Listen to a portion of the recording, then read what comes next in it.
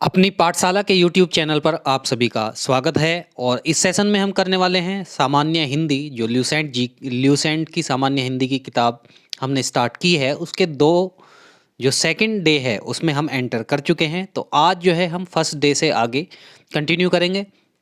तो अगर आप चैनल पर नए हैं तो जल्दी से चैनल को सब्सक्राइब कर दें, साथ में बेल आइकन को भी दबा दें, जिससे कि आने वाले वीडियो के नोटिफिकेशन आपको सबसे पहले प्राप्त हो जाएं। वीडियो आपको अच्छी लगे लाइक शेयर जरूर कर दें उसको। और वीडियो को प्रारंभ करने से पहले अगर आपने अभी तक पहला पार्ट नहीं देखा है, यानी डे 1 की वीडियो नहीं देखी है, तो जाकर के वो वीडियो जरूर देख लें। चलिए कल से आगे हम प्रारंभ करते हैं। कल जहाँ पर हमने इसको छोड़ा था उससे आगे हम प्रारंभ करते हैं। तो आज प्रारंभ करेंगे हम हिंदी शब्द की व्युत्पत्ति से, यानी हिंदी शब्द जो है ये कहाँ से आया, ये किस भाषा का शब्द है और किन लोगों की ये देन है। तो देखिए, जैसे ये भारत है तो भारत में आप लोगों को पता है कि जो सभी आक्रांता आए, यानी बाहरी लोग विदेशी जो आए, वो खैबर दर्रे से आए। यानी भारत में जितने भी लोग आए वो उत्तर पश्चिम दिशा से आए। ये अगर पूर्व है, ये पश्चिम है, ये उत्तर है, ये दक्षिण है, तो इधर से सभी लोग आए। और आप लोगों को पता होगा कि यहीं पर कौन सी नदी पड़ती है, यहीं पर आपकी सिंधु नदी पड़ती है। कौन सी नदी पड़ती है? सिंधु नदी यहाँ पर पड़ती है। तो देखिए, जो फारसी लोग आए यानी ईरानी लोग आए, ईरानी लोगों की एक दिक्कत थी कि वो सै को है बोलते थे और धै को दे बोलते थे। तो उसी वजह से ये जो है सिंधु का क्या हुआ? हिंदू हुआ। अब देखिए, एक्सप्लेनेशन इसमें दिया हुआ है कि हिंदी शब्द की व्युत्पत्ति कहाँ से हुई। भारत के उत्तर पश्चिम में प्रवहमान सिंधु नदी से संबंधित है।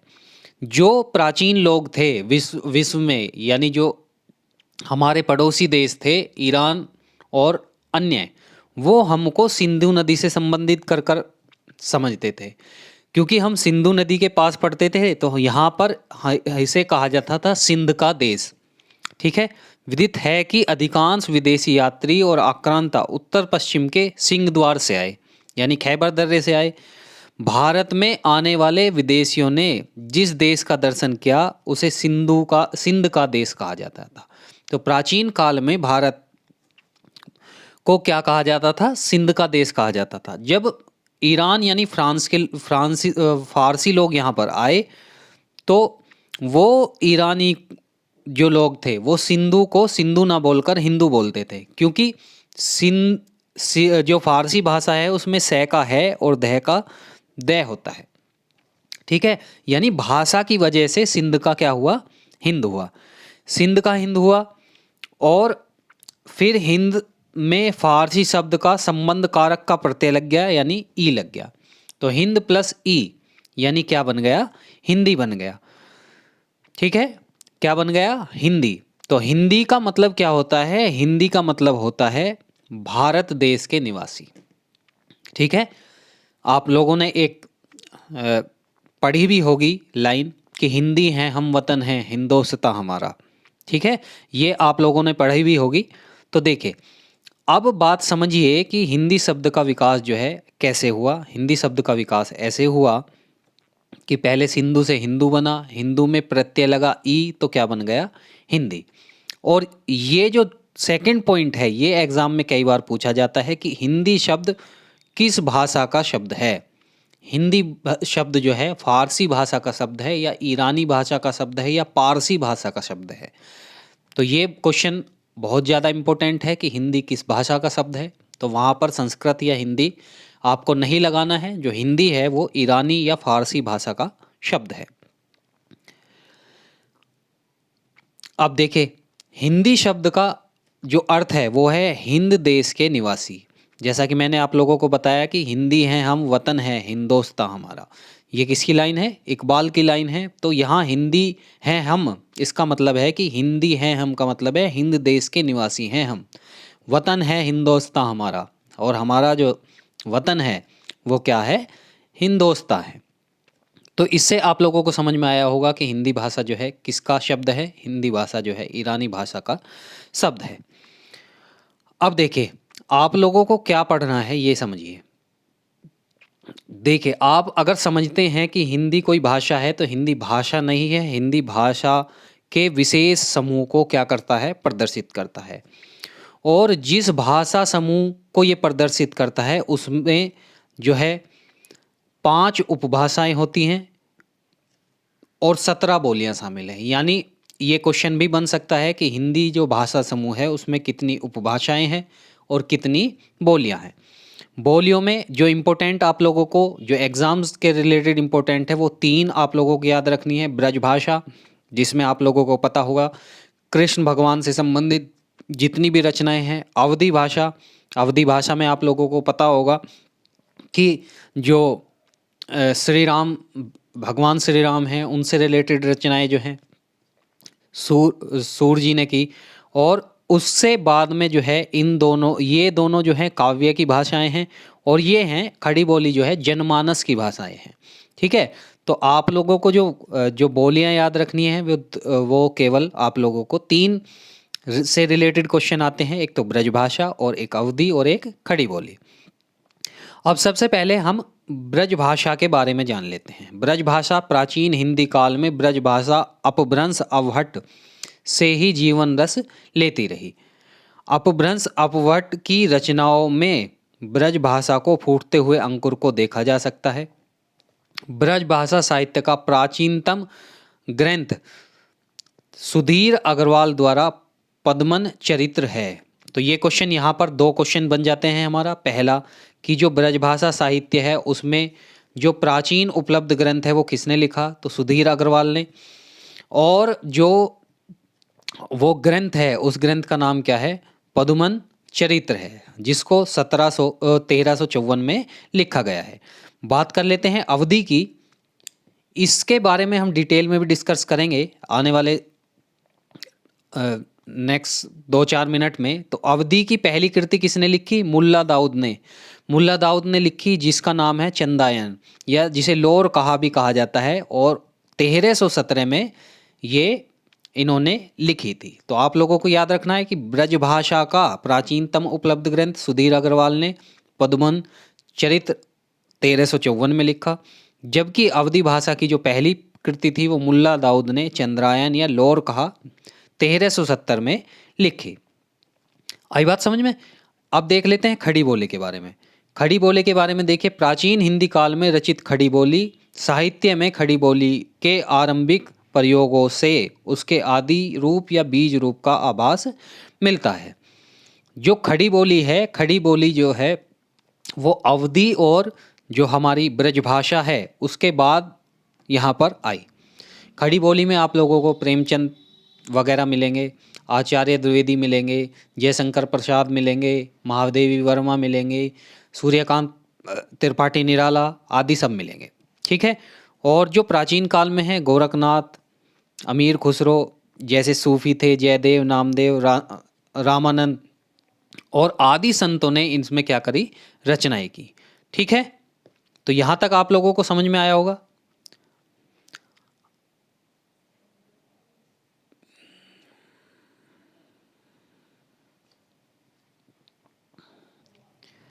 अब हम इनके जो रचनाकार हैं, प्रमुख रचनाकार जो हैं, उनके बारे में डिटेल डिस्कस कर लेते हैं। तो देखिए अब हम इनके जो रचनाकार हैं प्रमुख, उनके बारे में डिटेल डिस्कस करेंगे। और सबसे पहले डिस्कस करेंगे ब्रजभाषा। तो जैसा कि आप लोगों को पता होगा कि जो ब्रजभाषा के जो ज़्यादातर रचनाएं हैं वो श्री कृष्ण से संबंधित होती हैं। तो हिंदी भाषा के काल में मध्य देश की महान भाषा परंपरा के उत्तरदायित्व का पूरा निर्वाह किसने किया, ब्रजभाषा ने किया। और ये अपने समय की परिनिष्ठ और उच्च कोटि की साहित्यिक भाषा थी। और इसके जो ज़्यादातर फेमस करने का जो श्रेय है वो कृष्ण भक्त कवि जो हैं उनको जाता है। तो ये क्वेश्चन बन सकता है कि ब्रजभाषा का जो सर्वाधिक श्रेय मिला वो किसके भक्त कवियों द्वारा मिला, राम भक्त कवि, कृष्ण भक्त कवि या विष्णु भक्त कवि, ऐसे आ सकता है। तो कृष्ण कवियों ने सबसे ज़्यादा ब्रजभाषा को क्या किया, फेमस किया। उसमें सबसे ज़्यादा जो इम्पोर्टेंट है वो पुष्टि मार्ग संप्रदाय के सूरदास, जिनकी रचना क्या है, सूर सागर, बहुत ज़्यादा इम्पोर्टेंट है। सूर सागर जो है आप लोगों को ने नाम सुना होगा। नंददास थे, निम्बार्क थे, और श्री भट्ट थे। चैतन्य संप्रदाय के गदाधर भट्ट थे। राधा वल्लभ संप्रदाय के हित हरिवंश थे। ठीक है। और श्री कृष्ण की के बांसुरी अवतार के बारे में इन्होंने जो है बहुत अच्छी एक रचना लिखी है। और संप्रदाय निरपेक्ष कवियों में रसखान हुए, आपके मीराबाई हुए। और आप लोग देख रहे होंगे कि ये सब जो हैं कृष्ण भक्त कवि थे, जिन्होंने ब्रज भाषा के साहित्य में जो विकास है, ब्रज भाषा का साहित्य जो है उसमें बहुत ज़्यादा इम्पोर्टेंट इनका योगदान है। ब्रज भाषा के जो फेमस करने में इनका बहुत ज़्यादा इम्पोर्टेंट है। इनमें सर्वप्रथम स्थान सूरदास का है। आप लोगों को पता होगा कि सूरदास ने दो बहुत ज़्यादा अष्टचाप का जहाज कहा जाता है। तो ये क्वेश्चन बन सकता है आप लोगों का कि किस कृष्ण भक्त कवि को अष्टचाप का जहाज कहा जाता है? तो किसे कहा जाता है? सूरदास को कहा जाता है। दूसरी बात ये आ सकती है कि सूर सागर निम्न में से किसकी रचना है? तो ये जो है दूसरा क्वेश्चन बना सूरदास की। तीसरा क्वेश्चन ये बन सकता है कि सूर सागर जो है वो किस भाषा में लिखी गई है? तो ब्रज भाषा में ये आपकी लिखी गई है। अब बात कर लेते हैं यहाँ पर बुजुर्बली जो है वो जो कृष्ण भक्त कवि जो हैं उनका बंगाली भाषा में जो नाम है उन्हें ब्रजबुली कहा जाता है। अब बात कर लेते हैं अवधी की बात कर लेते हैं। अवधी को साहित्य भाषा के रूप में प्रतिष्ठित करने का श्रेय जितने भी सूफी संत हुए और जितने भी प्रेम मार्गी कवि हुए, जिसमें कुतुबन जिनकी मृगावती, जयासी जिनकी पद्मावत, मंझन जिसकी मधुमिलिता, आलम जिनकी माधवानल, और कमलानंद काम कंदाल, उस्मान की चित्रावली, नूर मोहम्मद की इंद्रावती, कासिम शाह की हंस जवाहिर, शेख निसार की यूसुफ जलेखा, अली शाह की प्रेम चिंगारी। तो इसमें जो है आप लोगों को प्रेम से संबंधित बहुत ज़्यादा रचनाएं देखने को मिलेंगी। इसमें जो आपका इम्पोर्टेंट है, इसमें इम्पोर्टेंट आपकी जो ये जितनी भी रचनाएं हैं, ये रचनाएं इम्पोर्टेंट हैं। रचनाएं ऐसे आ जाती हैं कि मृगावती निम्न में से किसने लिखी है? 4 ऑप्शन आ जाएंगे, जयासी, मंझन, कुतुबन और आलम। ठीक है। तो ये आप लोगों को याद रखना है। जैसा कि मैंने आप लोगों को पहले बताया था कि जो अवधी है वो राम भक्त कवियों के नाम से जानी जाती है, जबकि ब्रजभाषा जो है, ब्रजभाषा कृष्ण भक्त कवियों के नाम से जाती है। ठीक है। और आप लोगों को पता होगा कि जो राम भक्त कवि हैं उनमें जो सर्वोच्च स्थान आता है वो महाकवि तुलसीदास का आता है, जिन्होंने रामचरितमानस की रचना की। ठीक है। और अब यहाँ से क्वेश्चन बनता है कि रामचरितमानस की रचना किसने की? आप लोगों को पता होगा तुलसीदास। तो रामचरितमानस किस भाषा में लिखा गया है? रामचरितमानस अवधी भाषा में लिखा गया है, ना कि संस्कृत भाषा में। ये बात आप लोगों को क्या करनी पड़ेगी? याद रखनी पड़ेगी। और दूसरी चीज आपको याद रखनी पड़ेगी कि जो बंगाल है, बंगाल में अवधी भाषा का जो प्रचारित नाम है उसे गोहारी या गोयारी कहा जाता है। गोहारी और गोयारी कहा जाता है। बात आई समझ में? अब बात कर लेते हैं हम खड़ी बोली की। मध्यकाल में खड़ी बोली का मुख्य केंद्र उत्तर से बदलकर दक्षिण हो गया था। तो जो खड़ी बोली है वो मध्यकाल में धीरे धीरे साउथ की तरफ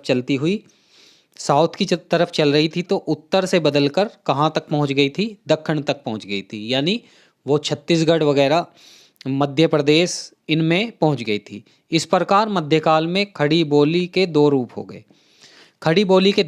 गए।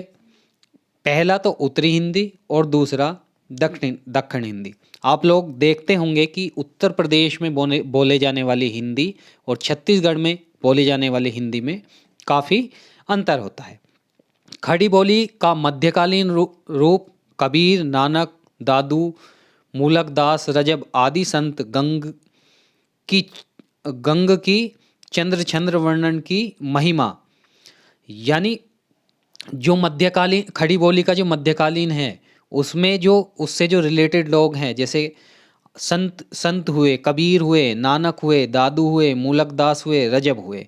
बात करें रचनाओं की, तो रचनाओं में सबसे इम्पोर्टेंट गंग की चंद्र वर्णन, महिमा, रहीम का जो है मदनाष्टक, आलम का सुदामा चरित्र, जटमल का गौरव बादल की कथा, और इसमें जो है जो दक्खन और उर्दू जो कवि हैं वो भी सम्मिलित हैं।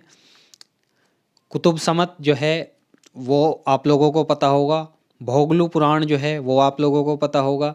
तो ये सारी चीज़ें जो हैं रिलेटेड उससे हुई। अब बात कर लेते हैं आधुनिक हिंदी की। किसकी बात कर लेते हैं? आधुनिक हिंदी की बात कर लेते हैं। हिंदी के आधुनिक काल तक आते आते ब्रजभाषा जनभाषा से काफ़ी दूर हट चुकी थी। तो सबसे पहले तीन भाग हुए। प्राचीन भाग हुआ। प्राचीन भाग में जो दो भाषा थी, ब्रजभाषा और अवधी भाषा। तो सबसे पहले ब्रजभाषा, उसके बाद अवधी भाषा। अवधी भाषा और ब्रजभाषा का स्थान किसने ले लिया? वो ले लिया आपका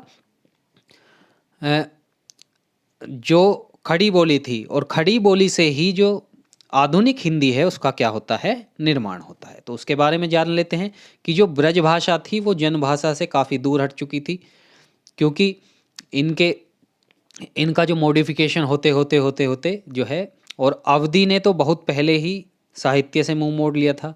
अवधि के ज़्यादा ग्रंथ आप लोगों को देखने के लिए नहीं मिलेंगे, क्योंकि अवधि का जो प्रयोग है वो बहुत पहले ही हो गया था, पहले ही बहुत कम हो गया था। तो और बात यह है कि जो 19वीं सदी है उसमें अंग्रेज सत्ता का भी भारत में विस्तार हो गया था। तो इसका जो परिवर्तन है वो हिंदी भाषा पर पड़ा। अब आप लोगों को बात ये समझनी है कि हिंदी भाषा में आप लोग जो है खड़ी बोली के 3 युग देखेंगे। पहला युग जो है खड़ी बोली का वो है भारतेंदु पूर्व युग। कौन सा युग है? भारतेंदु पूर्व युग। खड़ी बोली गद्य के आरंभिक रचनाकारों में फोर्ट विलियम कॉलेज के बाहर 2 रचनाकार। तो जो इम्पोर्टेंट है भारतेंदु पूर्व युग से संबंधित 2 आप लोगों को याद रखने हैं। एक तो सदासुख लाल नियाज, जिन्होंने सुख सागर की रचना की, तो ये आप लोगों को इनकी रचना याद रखनी है। दूसरी जो है इंसाल्लाह खां, जिन्होंने रानी केतकी की कहानी लिखी थी। और 2 और याद रखने हैं आपको, लल्लू लाल जी जिन्होंने प्रेम सागर की, और सदल मिश्रा जिसने नचिकेता पाख्यान की रचना की थी। तो भारतेंदु पूर्व युग में आप लोगों को 4 रचना याद रखनी है। एक तो सुख सागर, जिन्हें सदासुख लाल नियाज ने लिखा, रानी केतकी की कहानी इंसाल्लाह खां ने, और जबकि प्रेम सागर की रचना लल्लू लाल जी ने की, और नचिकेतोपाख्यान जो है सदल मिश्र ने इनकी रचना की थी। इनमें जो है रचना बहुत आती हैं, तो रचना आपको जहाँ भी मिले वो आप लोग याद रखने की कोशिश करेंगे। तो ये काल था 1850 से पहला। 1850 से पहला। दूसरा युग आता है 1850 से 1900 के बीच का काल, जिसे भारतेंदु युग कहा जाता है। जिसे क्या कहा जाता है? भारतेंदु युग कहा जाता है। इन दोनों के बीच सर्वमान्य हिंदी गद्य की प्रतिष्ठा कर गद्य साहित्य की विविध विधाओं का ऐतिहासिक कार्य भारतेंदु युग में हुआ। यानी हिंदी जो है गद्य रूप में बहुत ज़्यादा फेमस हुई। भारतेंदु काल में नई चाल में ढली, और उनके समय में हिंदी गद्य जो है बहुमुखी रूप से सूत्रपात हुआ। तो यहाँ से एक क्वेश्चन बन सकता है कि जो हिंदी गद्य है, हिंदी गद्य का जो पीक काल है, यानी हिंदी गद्य जो है फेमस होना कब से प्रारंभ हुआ, वो आप लोग याद रखेंगे कि भारतेंदु युग से वो प्रारंभ हुआ। तो भारतेंदु हरिश्चंद्र ने जो है एक भारतेंदु मंडल का जो है वो गठन किया था, और इन्होंने क्या करा, इन्होंने जो है भारतीय गद्य जो है उसमें खड़ी बोली का जो ज़्यादातर प्रयोग है वो ज़्यादातर प्रयोग करा। ठीक है। उसके बाद आता है 1900 से 1920 का टाइम, जिसको द्विवेदी युग कहा जाता है। क्या कहा जाता है? द्विवेदी युग कहा जाता है। आचार्य महावीर प्रसाद द्विवेदी जो है, इनके जो है मेन किरदार हैं, एक तरह से मेन किरदार मान सकते हैं आप लोग, क्योंकि इन्होंने बहुत ज़्यादा इस युग में योगदान दिया। इसी कारण से इसका नाम भी आप लोग देख रहे होंगे कि द्विवेदी युग नाम उसका पड़ गया। इन्होंने क्या किया, इन्होंने जो है जो भारतेंदु युग में जो त्रुटि थी, लेखकों की वर्तनी और व्याकरण संबंधी त्रुटि थी, उनको जो है अलग, उनको सही करना क्या करा, प्रारंभ किया। यानी इन्होंने जो है हिंदी को व्याकरण रूप में जो है बहुत अच्छी तरह से संजोया। ठीक है।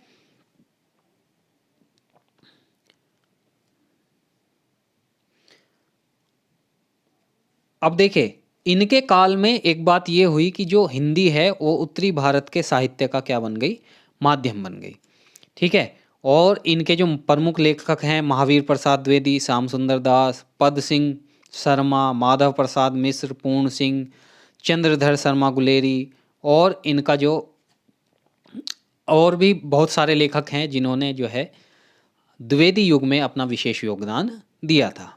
अब बात जान लेते हैं, छायावाद का जो युग है वो 1918 से 1936 तक है। 1918 से 1936 के बीच इसका प्रारंभ माना जाता है, और उसके बाद तक आज तक जो है छायावाद युग है। और छायावाद युग में जो है 1936 का जो युग है, उसके बाद जो है प्रगतिवाद युग उसको क्या करा जाता है, कहा जाता है। इसके प्रमुख लेखक की बात करें तो जो प्रसाद हैं, पंत हैं, निराला, महादेवी वर्मा, राम कुमार वर्मा, इस आदि जो हैं, इसमें बहुत अच्छा इन्होंने योगदान दिया है। अब एक गद्य के ही नहीं, पद के संदर्भ में भी छायावाद युग साहित्य खड़ी बोली के विकास का स्वर्ण युग कहा जाता है। ठीक है। तो यहाँ पर आप लोग एक क्वेश्चन नोट कीजिए कि खड़ी बोली के विकास का स्वर्ण युग किसे कहा जाता है।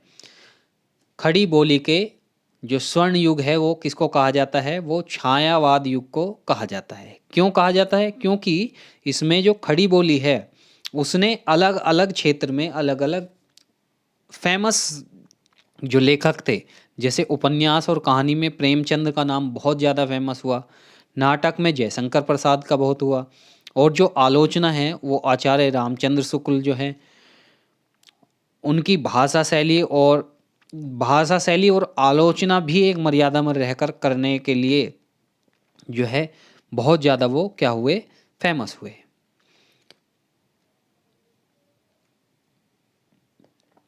तो यहाँ पर आप लोगों ने जो पढ़ा, आप लोगों ने आज क्या क्या पढ़ा, ये एक बार फिर रिपीट कर देता हूँ मैं। जो हिंदी भाषा है, हिंदी भाषा का जो मूल ओरिजिन है वो ईरानी भाषा से हुआ। उसके बाद जो है आपने हिंदी के अलग अलग युग पढ़े।